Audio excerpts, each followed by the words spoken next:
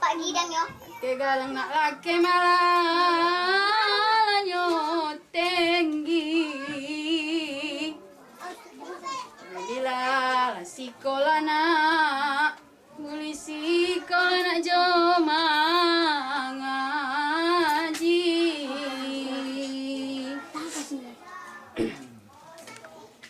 Ayun lah nak tajak, ayun nak tajak Melayun tajak,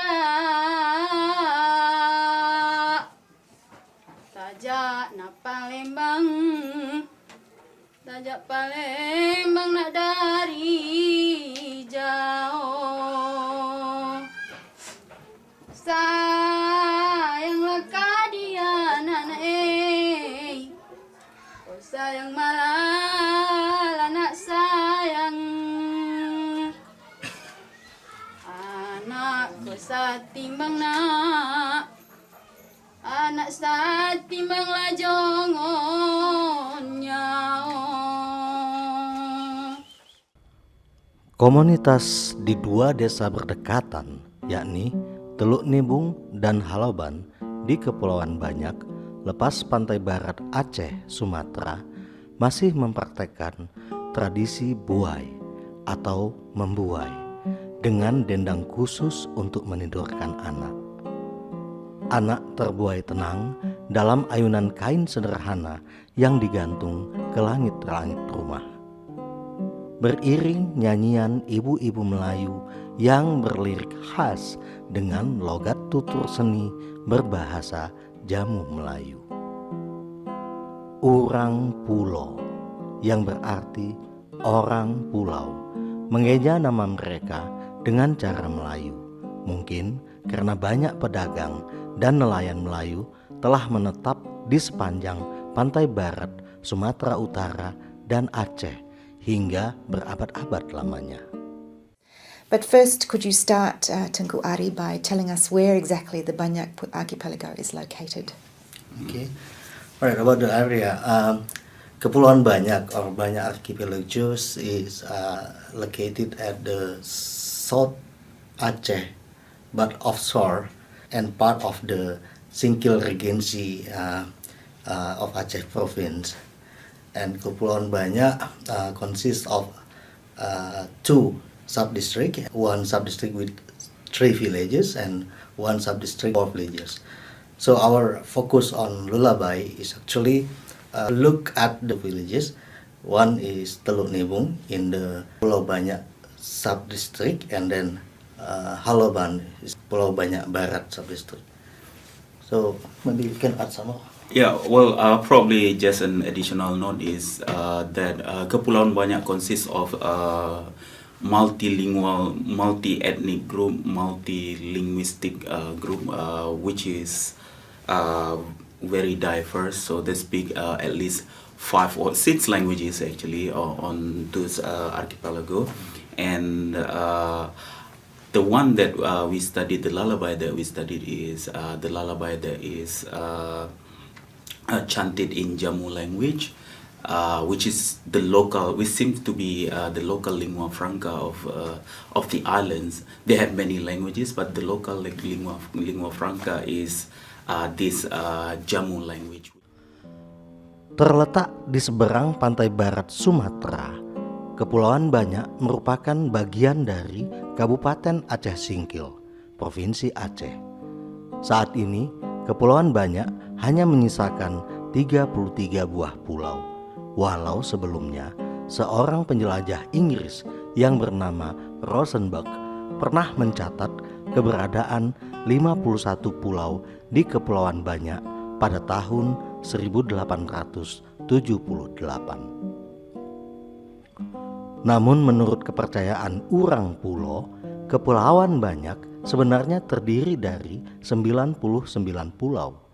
Sebagian masih tidak berpenghuni dan sebagian besar lagi terendam banjir bahkan hilang saat mega tsunami Aceh tahun 2004. Sebelumnya, di bawah pemerintahan kolonial Belanda, wilayah ini dikelola sebagai bagian dari Kepulauan Simelu yang jauh lebih besar di sisi utara Kepulauan Banyak.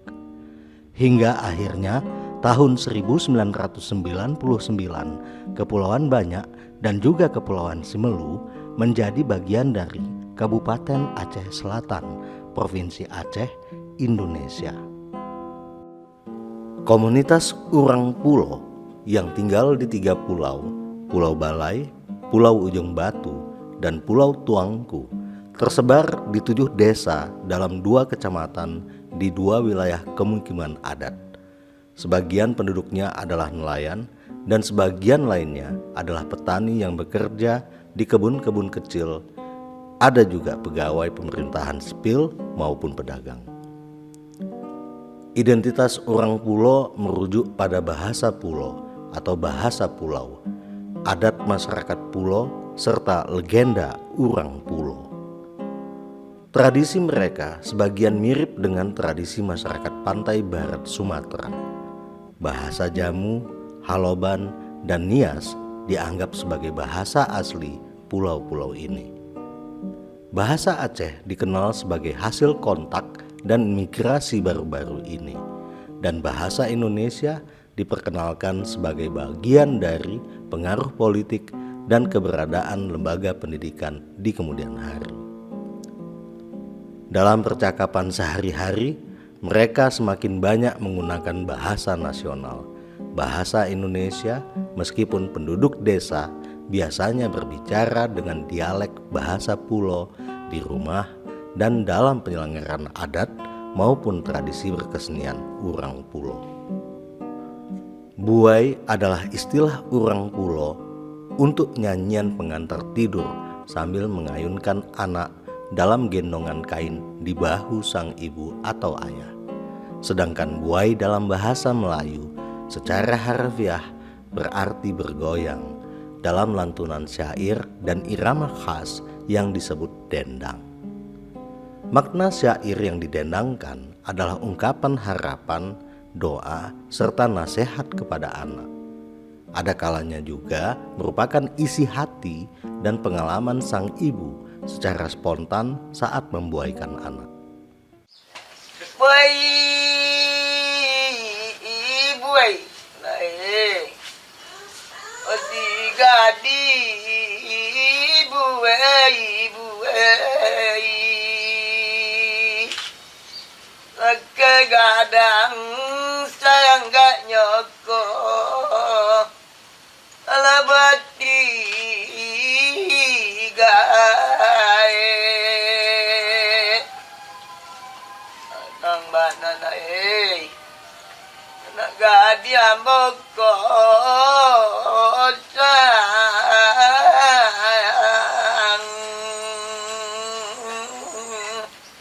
sayang si kandung manjau mak nyokona alat sayang manjau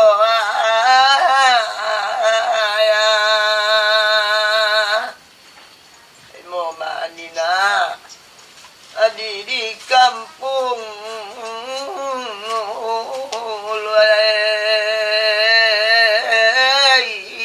di kajangan ala kandung dipatahkan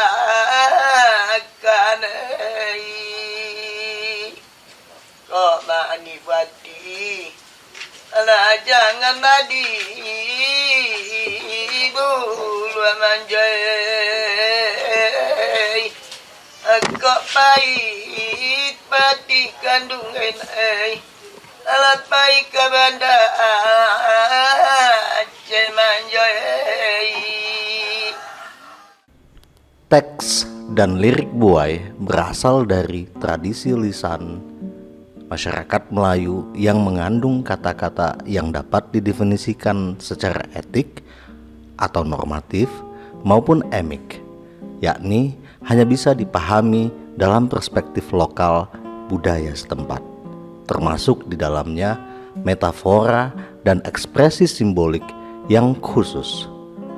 Terkadang ekspresi dalam interpretasi teks buai juga digunakan sebagai sarana untuk menjaga kenangan-kenangan tertentu yang walau tidak berhubungan langsung dengan alur cerita yang didendangkan. Untuk memahami isi buai, penting untuk juga memahami konteksnya. Salah satu caranya adalah dengan menggunakan salah satu aspek pragmatis yang disebut dengan inferensi.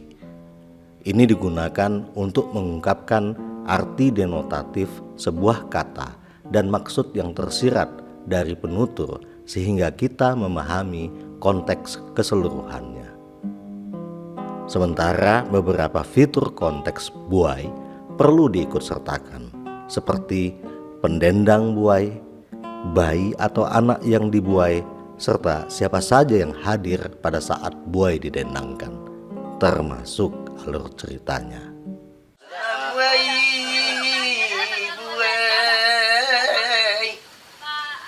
buai gadis manja rumahnya,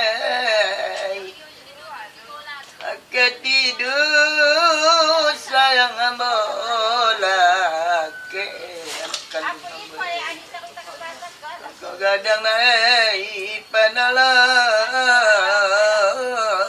mak asamkan di kandung asam lagaludu utika asam manjariang lariang menangi mai di pintuku bulan nasi kita mengenal badan tidaklah sembayang. Keterhubungan bunyi, dialek, dan bahasa di Sumatera pernah diteorikan oleh etnomusikolog Margaret Joy Kartomi yang mengatakan bahwa gugusan pulau-pulau yang membentuk Kepulauan Banyak adalah hunian masyarakat Jame atau Jamu yang juga merupakan bagian dari masyarakat Pasisi atau masyarakat Melayu Sumando. Semua mendiami hampir seluruh wilayah pesisir dan kepulauan pantai barat Sumatera, mulai dari Calang, Aceh hingga Krui di Lampung. Banyak ya. And so, Tunku Ari, you're looking at the music of the lullabies in this particular area in the Kepulauan Banyak. What you studied two in particular? You had two case studies in particular that you spoke about. Okay. What were your conclusions in looking at the lullaby from a ethnomusicology point of view? Well, actually the buai is one particular item of the whole bunch of my study for my PhD, the Malay music culture of Orang Pulo in Kepulauan Banyak. So buai, one of the particular musical practice informally among 5 category of the musical practice that they have. What make this buai is special, familiar in terms of the melody or rhythmic, or the second buai, more familiar. But the first buai is preserve the in quote originality of their musical practice called sikambang, which is related to the musical art in the whole west coast of Sumatra. So related to the language, Jamu actually came from both Minangkabau and west coast of Sumatra Island. What they have in Pulau Banyak in terms of musical culture is actually preserve what right now is survived, even lost in west coast of Sumatra Island.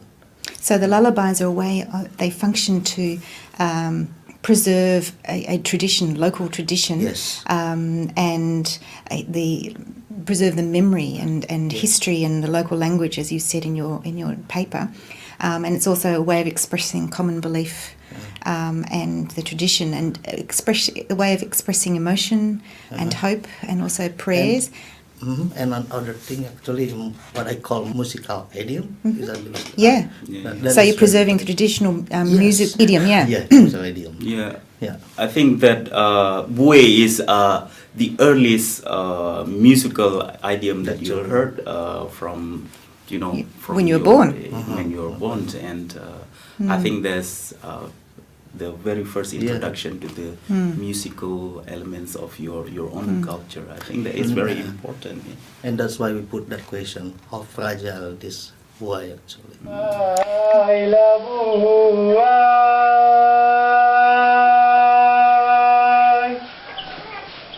Bukan ayah buai,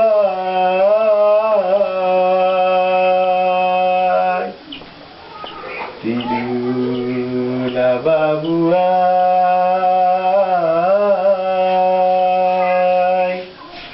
tidurlah dalam ayunan.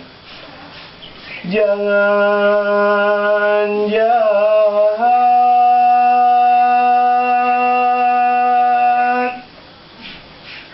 anak ayah jangan,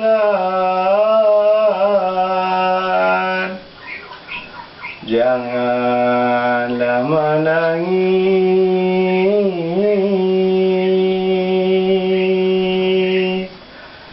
Si anak kandung ayah.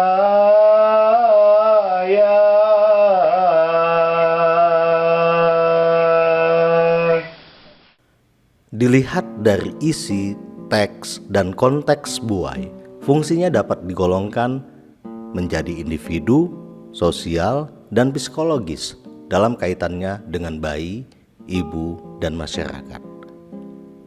Untuk bayinya, setidaknya ada 2 kegunaan praktis dari buai, yang salah satunya bersifat ideologis, yakni menidurkan bayi dan menenangkannya. Buai ini mengenalkan bahasa sekaligus idiom musik lokal. Buai juga membantu sang ibu ataupun ayah yang sedang meninabobokkan anaknya mengingat kenangan dan pengalamannya, yang bermakna juga sebagai sarana ekspresi emosi, frustasi, perbedaan pendapat, atau kesedihan yang ada dalam dirinya. Saat menyanyikan buai, seorang ibu menyampaikan kepada anaknya akan nilai-nilai kehidupan, termasuk harapan dan doa keselamatan bagi pertumbuhan anaknya ke masa depan. Kepada masyarakat, keberlangsungan tradisi membuai sangatlah membantu dalam upaya untuk melestarikan bahasa-bahasa asli di Kepulauan Banyak khususnya. Buai juga merefleksikan aspek sejarah serta keyakinan masyarakatnya beradat dan beribadah sesuai dengan kepercayaan dan agama yang dianutnya. Buela nak tidur, buai tidur nak ayun malah nak tidur. Umak lah ayun kan sayang, umak ayun nak dalam labuayan. Urang nak dulu orang dahulu nak barambut malah panjang. Kini lah barambut nak, kini barambut naik caca bahu. Sadang laki ni naik, sadang kini nak bakasi malah nak sayang. Isu mano tahu nak, jauh badan lah nak samo jauh. Ayun lah nak umak, ayun nak umak na elayun kan ada dayung. Dayung lah umaknya nak, umak dayung kan nak jongon lah badendang.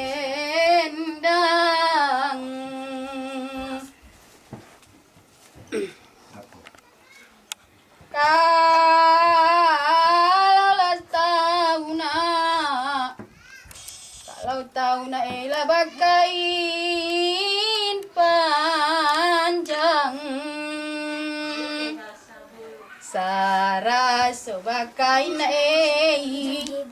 sarasa bangkain malalanyo jauh. Kalau nak tahu di rantau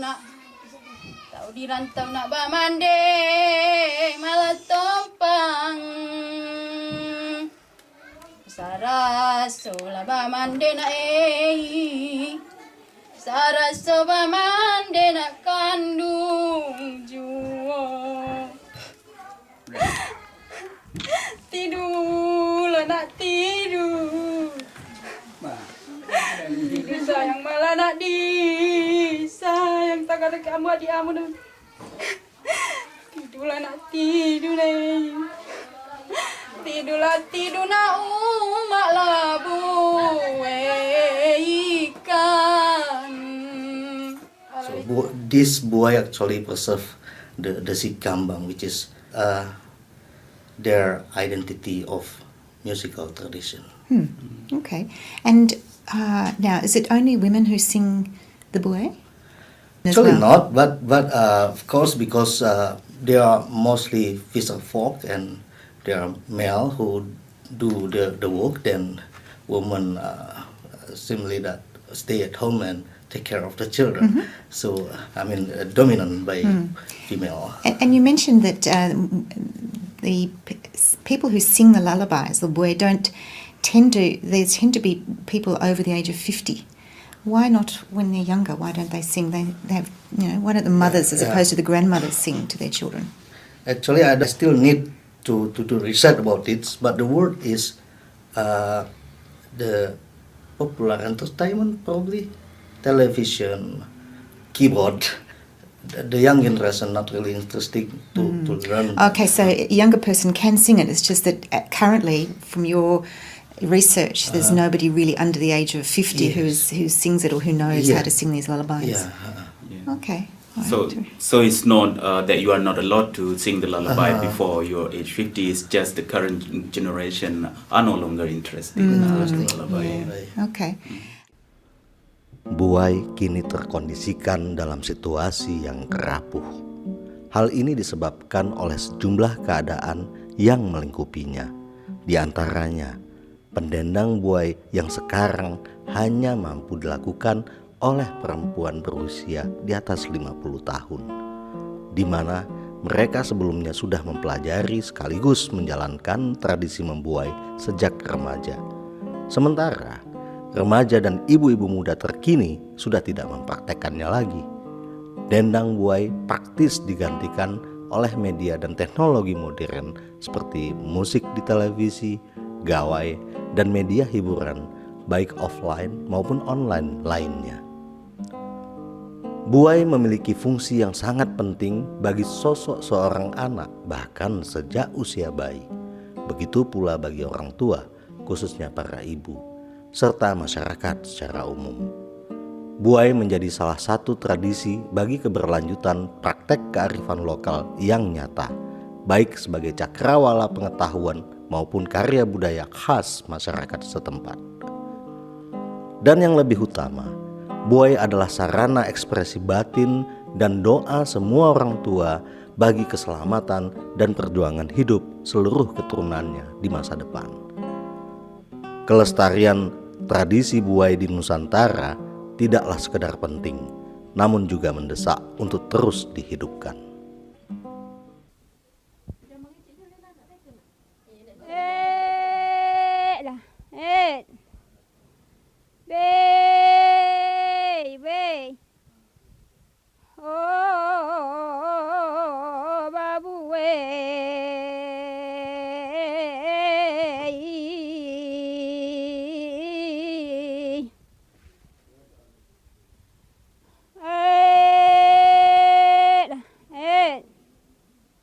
Dalam membuayan babuai sayang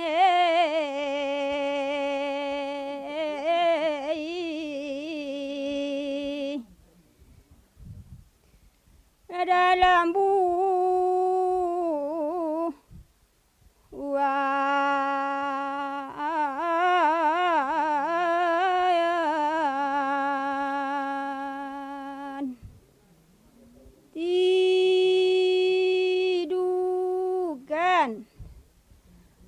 ang tunababuai